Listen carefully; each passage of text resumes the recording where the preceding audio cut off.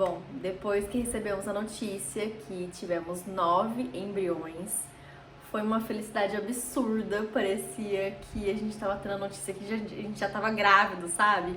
E tinha os 9 embriõezinhos lá esperando a gente pra depois fazer a transferência.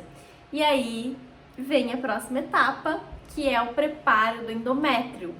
O que é um preparo do endométrio? O endométrio é onde vai ser a casinha do bebê. Então ele precisa estar extremamente saudável para aí sim conseguir fazer a transferência e ter uma porcentagem de sucesso maior, vamos dizer assim. E gente, eu tava numa ansiedade, mas uma ansiedade boa, sabe? De que ia tudo dar certo. Eu tava assim, preparadíssima pra começar o preparo do endométrio. Perdi uma parte do vídeo, então eu tô gravando esse take separado. Sobre o preparo do endométrio, quando a gente iniciou o preparo do endométrio, eu simplesmente tive que esperar o meu ciclo natural, a minha menstruação. Então depois da coleta dos óvulos, eu esperei a minha menstruação, avisei o médico e o médico esperou basicamente a gente chegar no meu período fértil e ele ia avaliando o meu endométrio. Eu simplesmente precisava só esperar e ele ia acompanhando o endométrio para ver se ele ia engrossando na espessura que o médico queria. Enfim, gente, só que aí o que aconteceu? Eu tava super animada nesse primeiro preparo do endométrio, porque realmente era o preparo para transferência, né? Então eu tava muito empolgada, porém não foi o que eu esperava. Para vocês terem ideia, meu ciclo tava tão desregulado que eu não cheguei nem a ovular nesse período fértil. E aí vem aquela frustração tremenda, porque é um mês que a gente precisa acompanhar, né? É o ciclo natural da mulher. Então eu precisava esperar de novo o meu novo ciclo para iniciar um novo preparo. Então foi bem frustrante, eu fiquei super triste. Chorei muito. É aquela montanha-russa de emoções, gente, porque no momento você tá super mega feliz, empolgada, e depois ladeira abaixo, porque não é aquilo que você esperava. E a FIV, o tratamento da FIV em si é dessa forma, então por isso que a gente fica emocionalmente muito abalado. Esperamos a próxima menstruação para iniciar o segundo preparo do endométrio. E aí o meu médico recomendou a gente fazer um ciclo artificial. Quando ele me falou isso, eu já fiquei super aflita, porque quando você recebe esse nome, ciclo artificial, é um nome que não cai muito bem, sabe? E aí eu tirei todas as minhas dúvidas com ele, perguntando qual a diferença do preparo natural pro artificial. Ele disse que o sucesso da transferência é independente de ser natural ou artificial.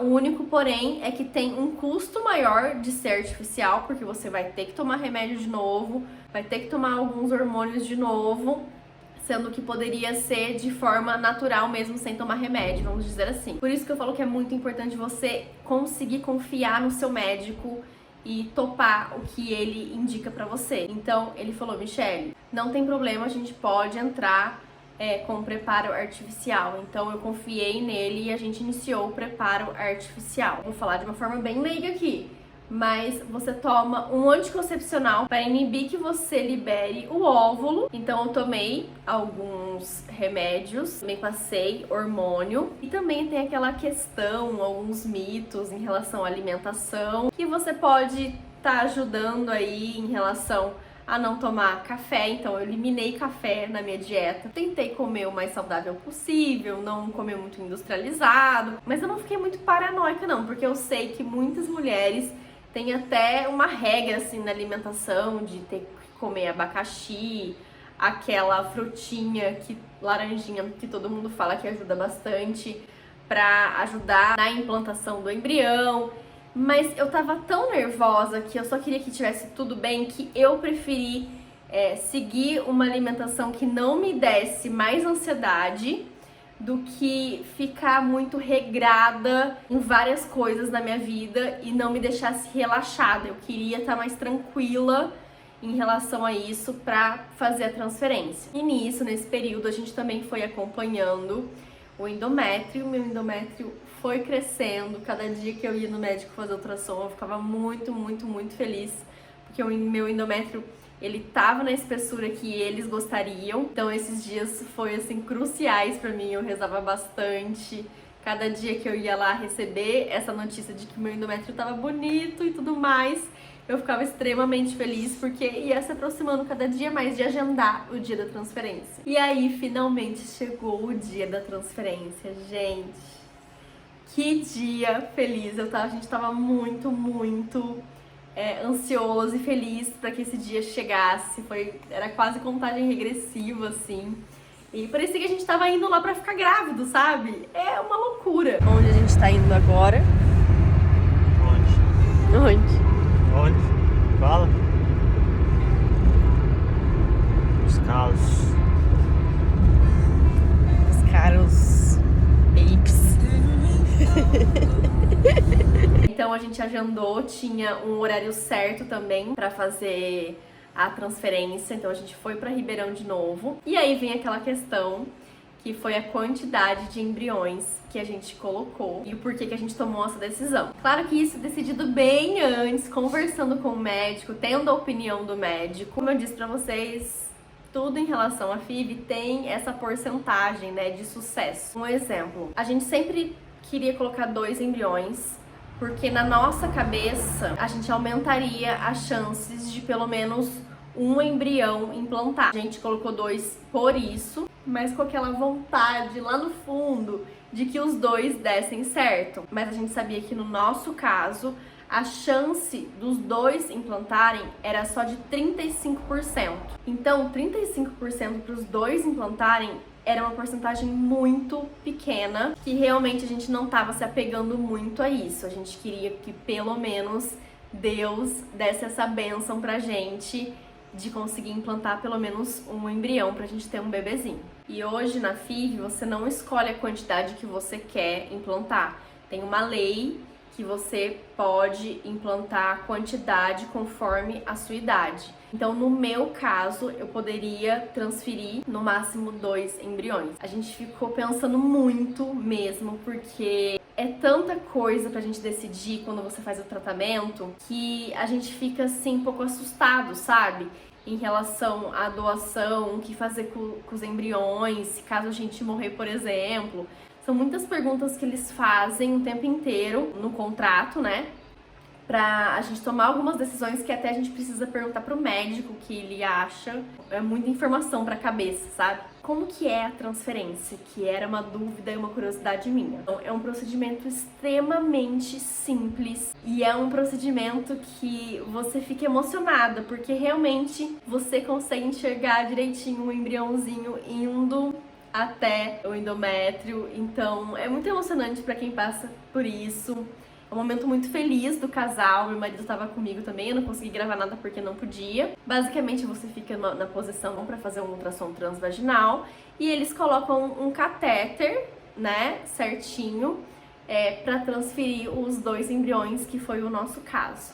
E aí depois disso, gente, vida normal. E tem controvérsias, tem médico que pede para você fazer repouso, tem médico que pede pra você ter uma vida normal. A gente sai de lá do tipo, meu Deus, eu tô com 2 embriões aqui dentro de mim e parece que nada aconteceu.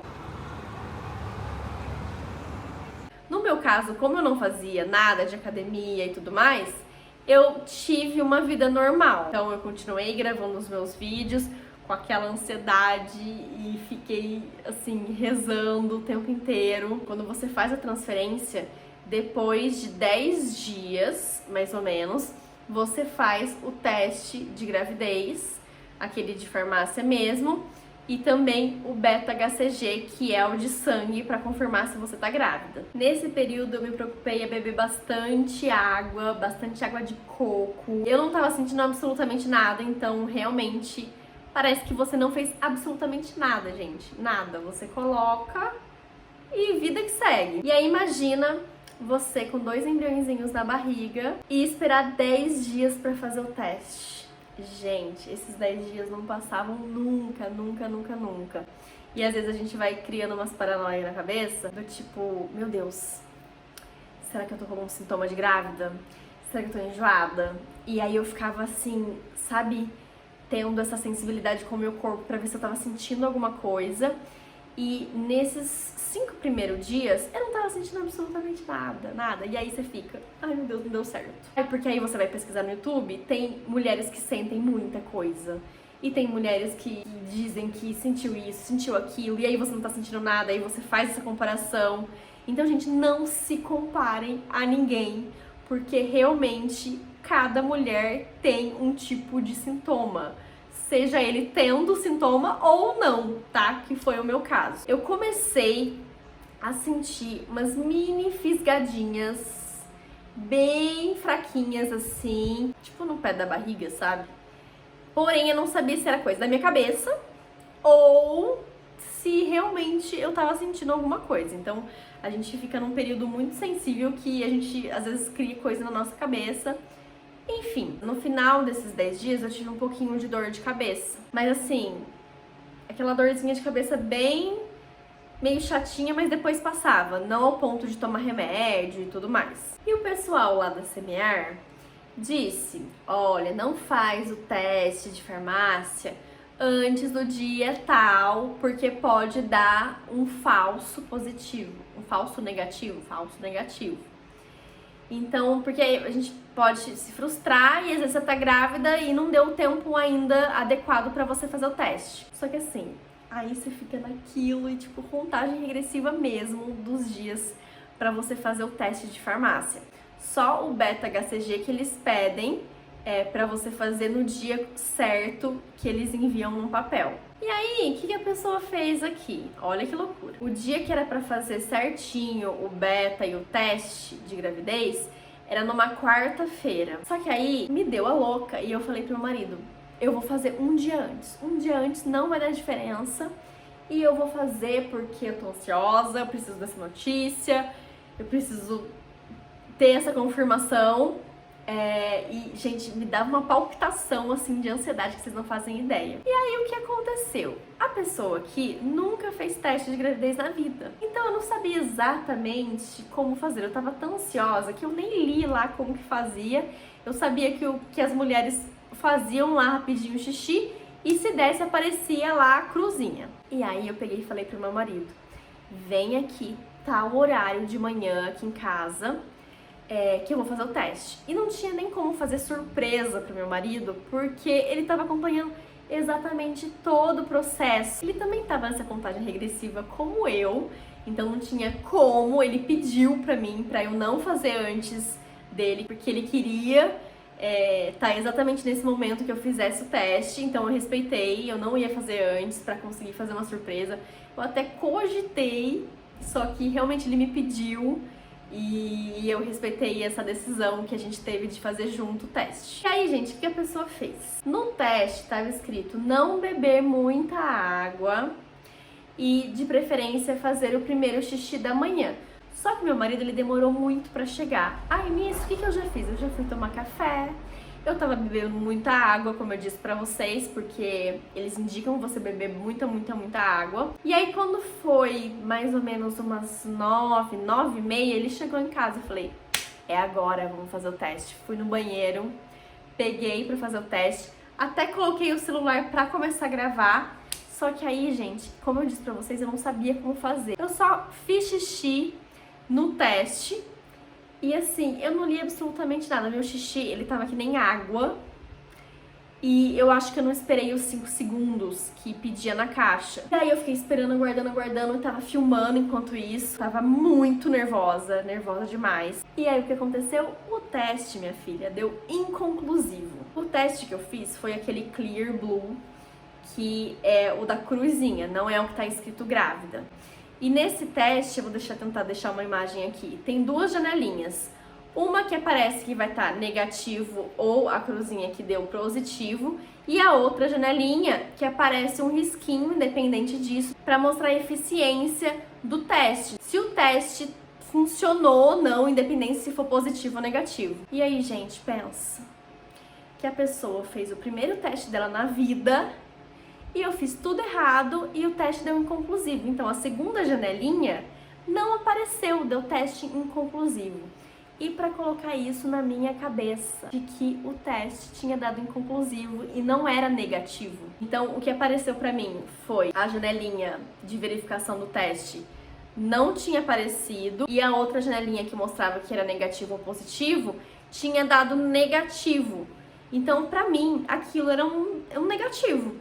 E eu chorei demais, o tanto que eu chorei, gente, eu tava desesperada. Eu falei, não deu certo. O meu marido, sorte que ele tava aqui pra me acalmar, ele falou, Michele, você tem que colocar na sua cabeça que o teste deu inconclusivo. Esse teste não deu certo, a gente vai precisar comprar um outro teste.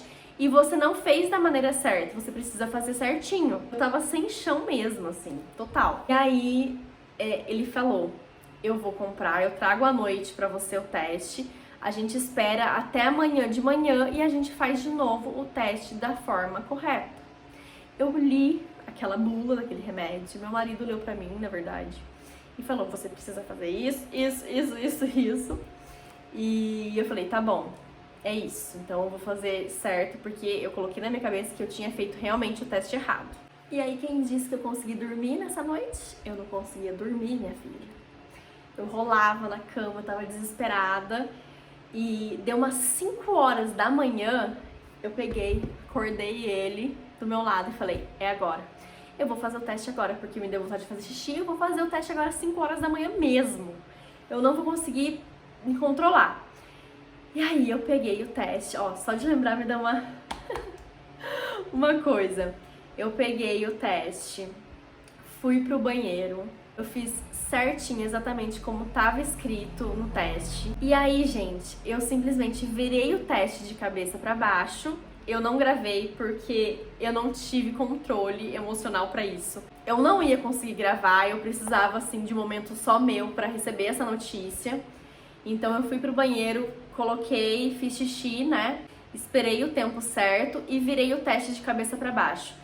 Eu ajoelhei nesse banheiro e eu só fiquei pedindo pra Deus, Deus, só faça a sua vontade. Acalma o meu coração porque eu tô muito nervosa. Eu tava com palpitação, nervosa, eu suava. E aí quando eu virei o teste, tinha dado uma cruzinha super mega forte. Eu vou me emocionar aqui. E eu não tive nem reação, eu simplesmente abri a porta do banheiro e vim mostrando o teste pro meu marido. E aí foi uma felicidade só, e eu falei, deu positivo. Ai, meu Deus, foi um dia muito feliz. E a gente chorava, a gente ria, a gente não sabia entender o que a gente tava sentindo. E a gente ficava, meu Deus, deu positivo. Que loucura, deu certo, graças a Deus, Deus quis assim, foi da vontade dele. Gente, ai, foi uma sensação única, assim, de verdade, pra mim e pro meu marido. A gente tirou uma fotinha com uma cara de sono, que era 5 horas da manhã, vou deixar aí pra vocês. Mas foi um dia realmente único pra gente, vai ficar pra sempre na memória. No mesmo dia, eu já mandei uma foto pro meu médico falando do resultado, que deu positivo. E aí ele pediu pra eu fazer o beta. Eu fui fazer o beta, assim, na maior felicidade, assim, sorrindo de orelha a orelha. E o meu beta deu super alto.